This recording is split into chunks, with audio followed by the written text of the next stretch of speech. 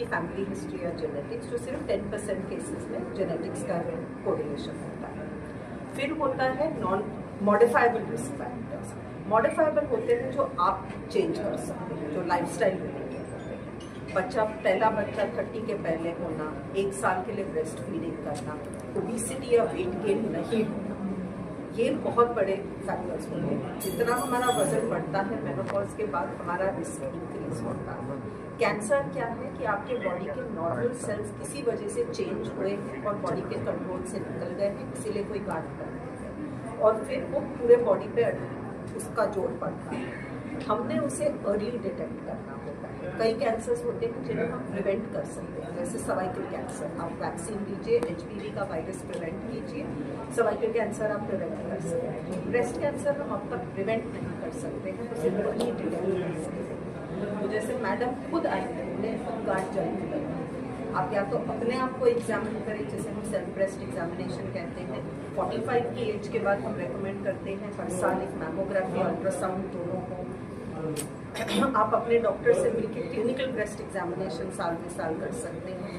ये चीज़ों से आप, जब गांठ छोटी हो अगर सामने आते हैं, ब्रेस्ट कैंसर का क्योर किया जाता है। और हर कैंसर में कीमो रेडिएशन जरूरी नहीं होता है। हमारी पूरी कोशिश यही है कि हम क्वालिटी ऑफ लाइफ इम्प्रूव करें, सेम टाइम पे सर्वाइवल का भी अच्छा आउटकम हो और लॉन्गर स्किन पे जोर पड़ता है। यही चीज जब हम रोबोटिक करते हैं, स्कार 3 सेंटीमीटर का होता है जो कंप्लीटली छिप जाता है। पेशेंट आज आपके बीच में बैठी हुई है, आपको पता भी नहीं होगा that she is a patient because she heels that fast and that well, and that is the advantage of robotic assisted. And the simplest thing I can tell you is why this is for patients is robotic assisted is tougher for the surgeon to do. मेरे लिए open करना आसान होता है, जल्दी हो जाता है, आसानी से हो जाता है। बेनिफिट रोबोटिक का पेशेंट को होता है। स्कार स्मॉलर होती है, फ्लैप पे जोर कम पड़ता है, पेन कम होता है, रिकवरी फास्टर होती है।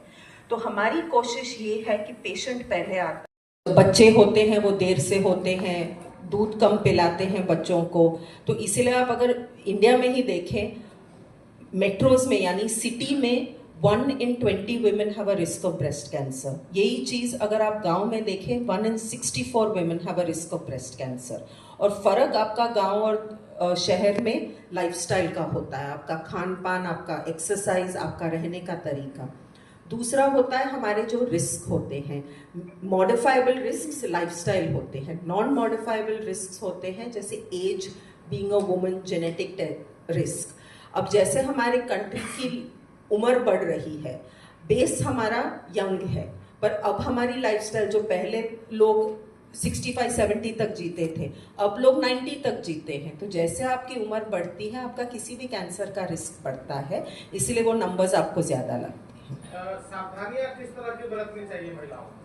सावधानियां यानी एक तो कि वजन बढ़ना नहीं चाहिए।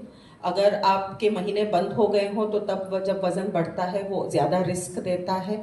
अगर आपके घर में किसी को कैंसर की कोई बीमारी हुई है तो अपने डॉक्टर से बात करें कि आपका क्या रिस्क है।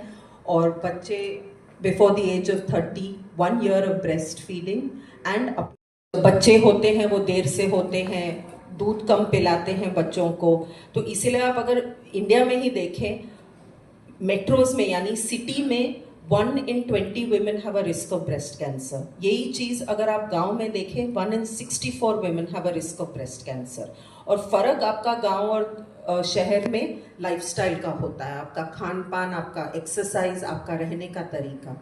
दूसरा होता है हमारे जो रिस्क होते हैं, मॉडिफाइबल रिस्क लाइफस्टाइल होते हैं, नॉन मॉडिफाइबल रिस्क होते हैं जैसे age, being a woman, genetic risk. अब जैसे हमारे कंट्री की उम्र बढ़ रही है, बेस हमारा यंग है, पर अब हमारी लाइफस्टाइल, जो पहले लोग 65-70 तक जीते थे, अब लोग 90 तक जीते हैं। तो जैसे आपकी उम्र बढ़ती है, आपका किसी भी कैंसर का रिस्क बढ़ता है, इसीलिए वो नंबर्स आपको ज़्यादा लगते हैं। सावधानियां किस तरह की बरतनी चाहिए महिलाओं? सावधानियां यानी एक तो कि वजन बढ़ना नहीं चाहिए। अगर आपके महीने बंद हो गए हो तो तब जब वजन बढ़ता है वो ज़्यादा रिस्क देता है।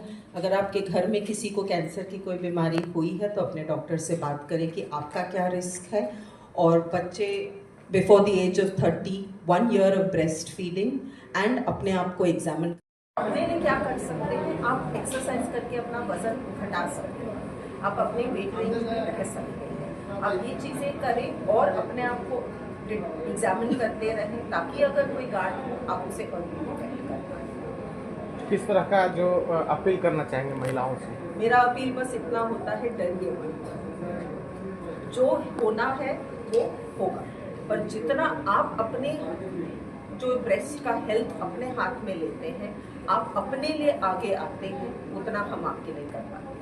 मतलब बेहिचक बिना शर्माए आप डॉक्टर के पास आइए। मैडम एक सवाल है मेरा कि आजकल महिलाओं की जो गर्भाशय है उसमें भी गांठें पाई जाती है, तो वो भी क्या कैंसर का रूप धारण कर सकती है? कितने परसेंटेज ऐसा ही रहता है? सो एंडोमेट्रियम कैंसर जो होता है वो इतना कॉमन नहीं है, फॉर्चुनेटली उसका रिस्क थोड़ा कम होता है, पर एंडोमेट्रियम कैंसर अगर पेशेंट्स को मेनोपॉज के बाद ब्लीडिंग हो रही हो या पीरियड्स बहुत हेवी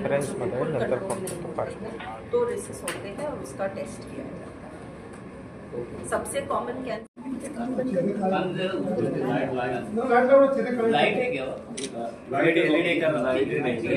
एलईडी का लाइट बंद कर, एलईडी बंद कर, एलईडी का बंद कर डॉक्टर। Everybody smile.